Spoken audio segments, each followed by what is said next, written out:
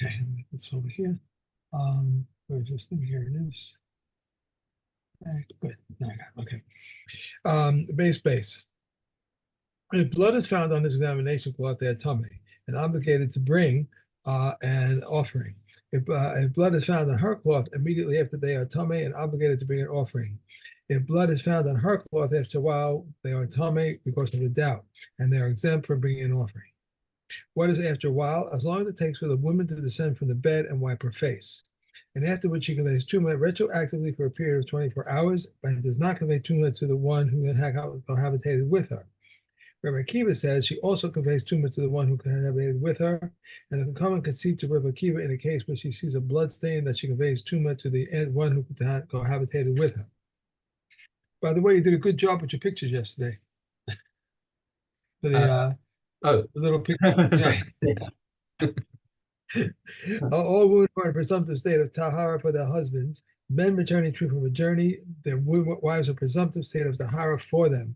Beis Shammai says a woman needs 2 examination cloths for each and every act of cohabitation, or she cohabitate by using the light of a lamp. And Beis Hillel says 2 examination cloths suffice for her the entire night. Okay. Okay. Now the remaining Mishnahs of this parak are on some technical issues of relating to which blood is tameh. First of all, Mishnah Hay explains the woman's anatomy. Mashal mashdu chachamim beisha. They said it's like the following example that the chachamim said. Hacheder. She's got the cheder, the inner room, the prosdor, the canal. So the cheder would be the uterus. The prosdor would be the birth canal. The aliyah and the hang on, which is which? Let me just make sure. They say the cheder, they have a diagram. The cheder it says is a vaginal canal. Yeah, and the aliyah is, I guess, the entranceway. Okay. Dam hacheder tameh. So the blood from the cheder, from the inside, that's what's tameh. So it's when she has her period, the whole lining of the uterus comes off and results in all the blood. Okay. Nimtza beprosdor, if blood is found in the canal, sveko tameh lefei shechezkaso min hamakor. So that is presumed to have come from the uterus, and therefore it is treated as tameh. Whereas if she just finds superficial blood, that is tahor. It's like any other. That's like any blood from anywhere else in her body if she cuts her finger. Okay, but it's just when it comes from the canal itself, that's considered to be most likely from the uterus. Okay, now chamisha damim tameim ba'isha. So there are five colors of blood that are considered tameh. First of all, obviously, adom, red. Shachor, black. Black would be dried blood. Okay, or keren karkos, karkom, which is the crocus flower. So what color is a crocus? It's like so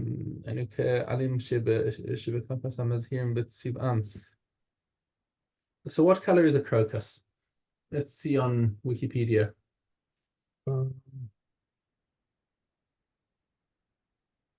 Crocus. Okay, a crocus flower is a pink. Okay. It says like earth waters and diluted wine. I'm sorry. Yeah, no, I'm saying what the crocus flower, and it says like the petals of a crocus. So the crocus is a sort of a purplish pink.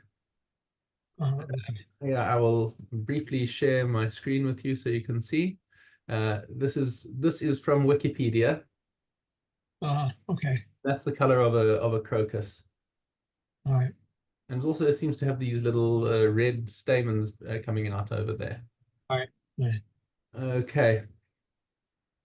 Uchameme adamao, and like earth that was mixed with water, so like mud, and uchamazug and like mixed wine.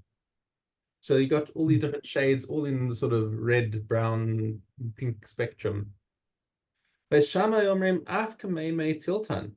also like fenugreek water. So if you soaked fenugreek in in water, that would also be part of the color. Now, let's just take a look at what fenugreek looks like. As far as I recall, fenugreek is green. Yeah, fenugreek. Yeah, fenugreek looks pretty green, and if it's and this, the seeds are yellow, and I can't imagine it's going to be anything other than green. Okay. Kameme basat sali, and also like the the liquid that drips out of roasted meat. That would also be a color that would be considered tame by a woman. Basilo Matarian. They say forget Basil about. says, Hmm? but Basil says these shades of tahor. That's correct. Yes. Right. Mm-hmm. So Okay. that would be the reason. That would be the reason. I haven't really thought about it. The reason why a woman, if she does see a spot or whatever, she has to show it to a rub, can tell what the color is and That's what right. is So what. that's exactly what so when a Rav who has smicha in Niddah, when he's been trained to understand which colors are right and which colors are not good. Okay. Hayarok. What about yarok? Yarok in modern Hebrew it means green, but in the Mishnah it frequently means yellow. So this is more of a yellow color. We're not expecting her to be from the lizard people. Um, a kavi ben mahalal al matame. So yellow is more sort of like a patty kind of a color. Mhm.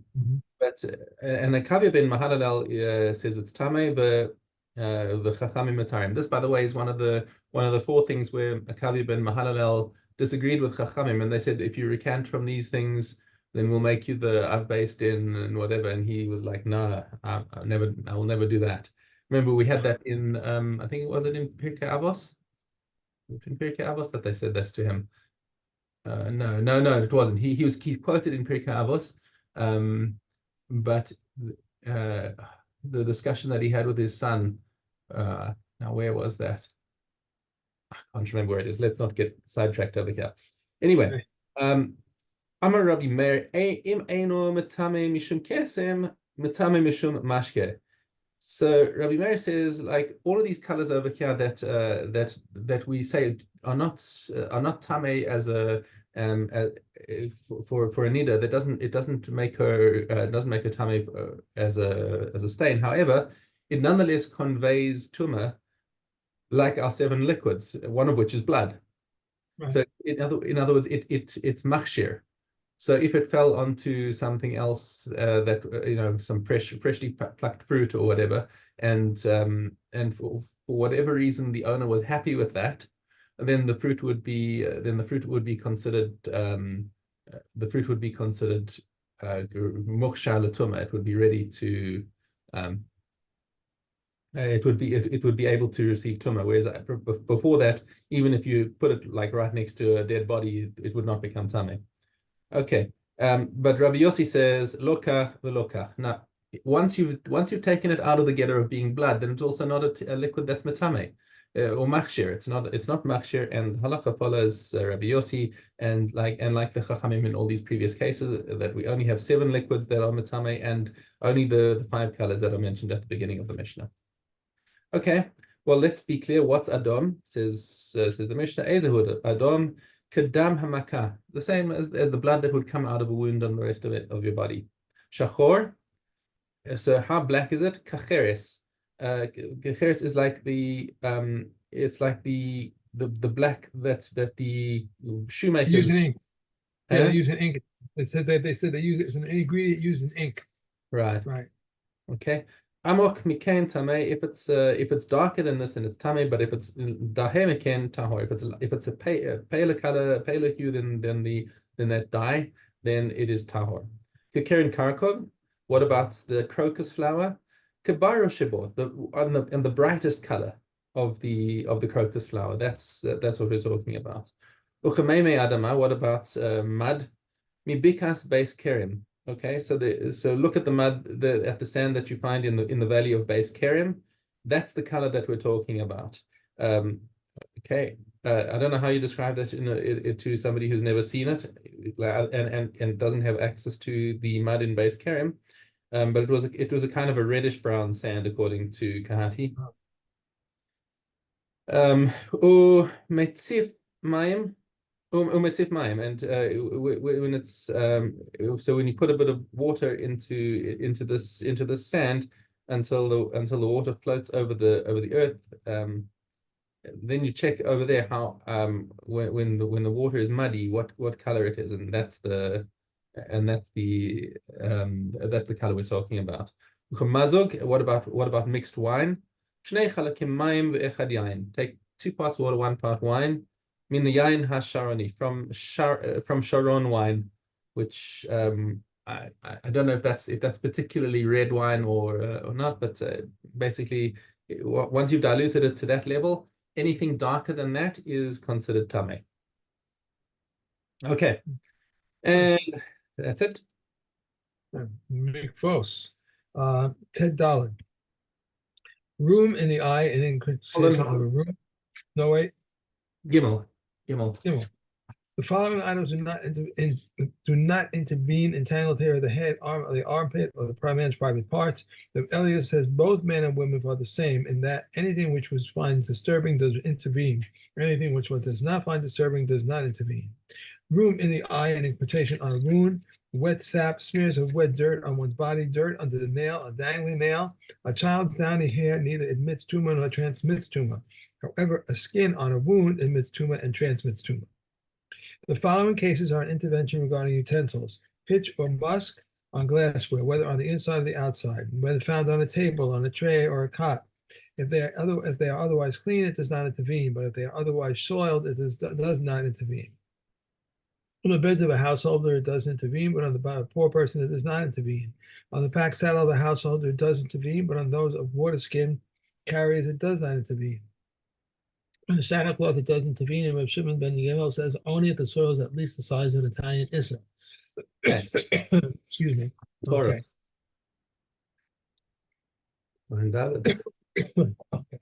Okay. All the time. Okay. Vav Dalet. If the wife of a chaver left the wife of an Amoritz grinding in her house, if the mill stopped, everything in the house is tameh. If the mill did not stop, nothing in the house is tameh except for the items in the area that she can stretch out her hand and touch. If there were 2 women there in either case, everything in the house is tameh, since one grinds and one examines. These are the words of Reb Meir. But they can come and say nothing in the house is tameh except for those items in the area that they can stretch out their hand and touch. If anyone leaves an Amoritz in his house to guard it, when he can see those who enter and those who leave, the food, drink, and open earthenware vessels are tameh. For the bed seats, and seals, earthenware vessels are tahor. But if he cannot see those who enter or those who leave, even if the Amoritz guard has to be carried, or if he's bound, everything is tameh. If the tax collectors entered into the house, everything in the house is tameh. If there is an idolater with them, they are believed to say, "We have not entered," but they are not believed to say, "We have entered," or "We have not touched." If thieves entered into a house, nothing in the house is tameh except for those items in the area where the thieves are walked. And what do they render tameh? The food, the drinks, and the open earthenware vessels. But the bed, seats, and sealed earthenware vessels are tahor. And if there's an idolater or woman with them, everything in the house is tameh. Okay. Nagaim. Olive base. The reddish version of the snow white nega appears like wine mixed with snow. The reddish version of the lime-colored nega is like blood mixed with milk. These are the words of Rabbi Mishael. Rabbi Kiva says the red version of both of them is the color of wine mixed with water, except that the red tinge of snow is bright, whereas that of lime is duller.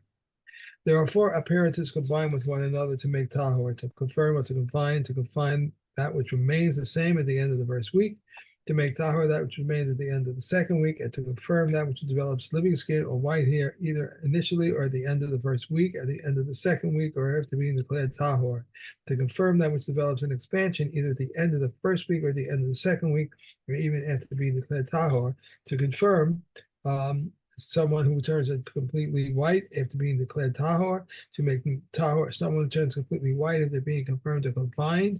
These are the appearances of Negayim upon which depend all Negayim. Rav Chanina, the administrator of the Kohanim, says there are 16 appearances of the Gayim. Rav Joseph ben Hakan says there are 36 appearances of the Gayim. Rav Akiva ben Mahal says 72. Rav Kanana, the administration of the Kohanim, says Nagayim are not examined initially on Sunday because the seventh day falls on Shabbos, nor on Monday because the second week falls on Sabbath, nor on Tuesday because the houses because the third week falls on Shabbos. Rav Akiva says the nega is examined on any day. If an examination falls on Shabbos, it's postponed until after Shabbos, and this causes both leniency and stringency. Okay. Okay. And we have a chorus. Aleph. Okay. One who buys the fetus of a donkey belongs to a non-Jew, or sells one to him, even though it is not permissible, or he enters into a partnership with him where he receives a donkey from him to hold, or gives one to him to hold, is exempt for the Bechor laws as it is stated in Israel, but not in others. The donkeys of Kohanim and Levim are exempt because of the Kol Homa. If they exempted the Israelim in the desert, it is only proper they should exempt their own. If a cow bore something resembling a donkey, or if a donkey bore something resembling a horse, or if it exempt from Bechor laws as it is stated, the firstborn of a donkey twice, until the bearer is a donkey and the offspring is a donkey. What is their status? In regard to eating, if a kosher animal bore something resembling an unkosher animal, it's permissible for eating. But if an unkosher animal bore something resembling a kosher animal, it's forbidden to eat. For whatever comes out of something unkosher is unkosher, whatever comes out of something kosher is kosher. If an unkosher fish swallowed a kosher fish, the kosher fish is permissible for eating, but if a kosher one swallowed an unkosher fish, it is prohibited for eating because it is not its growth. If a donkey which had not given birth bore two males, he must give one lamb to the Kohen, and if it bore a male and female, he must set aside one lamb for himself. If two donkeys which had not given birth bore two males, he must give two lambs to a Kohen. If they bore a male and a female, or two males and a female, he must give one lamb to a Kohen. If two males and a male, or two males and two females, there is nothing left for the Kohen. Okay. Sota. Sota. Okay. Ches Gimel. These are the ones who do not return. One who builds a gatehouse, colonnade, or gallery. One who plants before fruit trees or 5 trees that do not bear fruit. One who takes back his divorced wife, a widow to the Kohen Gadol, a divorcee, a kaluta to an ordinary Kohen, a mamzeres or a Nissanite to an Israelite, a mamzer and Nissanite who marries the daughter of an Israelite, he did not return. Rabbi Yehuda says, one who rebuilds his house as it was before thee also does not return. Rabbi Eliezer says, one who builds a house of bricks in the Sharon also does not return. And these are the ones who do not stir from their place. One who built a house and dedicated it, one who planted a vineyard, and one who redeemed it, one who married his betrothed, or he married his brother's widow in Yibum, as it is said, and he shall be free for his house, and for 1 year for his house. This refers to his house. He shall be. This is his vineyard, and he shall make happy his wife. This refers to his wife whom he has taken. This comes to include his brother's widow, and they do not provide water or food. They do not repair the roads. And the officers shall continue to address the people, and they shall say, who is the man who is fearful and faint-hearted? Let him go and return to his house. And Kiva says, fearful and faint-hearted is meant literally that he has not the courage to stand in the battle of formations and face a drawn sword. Rabbi Yossi HaGalili says, fearful and faint-hearted. This refers to one who is afraid because of the transgression he has committed. For this reason, the Torah excused him for all these, so that he will return because of them. Rabbi Yossi says a widow to a Kohen Gadol, or a divorced woman, a kaluta to an ordinary Kohen, or a mamzeres, or a Nissanite to an Israelite, or the daughter of an Israelite to a mamzer, or a Nissanite, such a person is classified as one who is fearful and faint-hearted. Right, because he's carrying his avera with him. He's married to somebody he shouldn't be married to, and he's going to have good reason to be fearful during the war. That's what it means. That's what he said. No, I know. Gimel. Yeah. Gimel hay. A kettle that was removed from the fire, one may not add cold water to it to heat it up, but we may add to it or in a hot cup to make it lukewarm.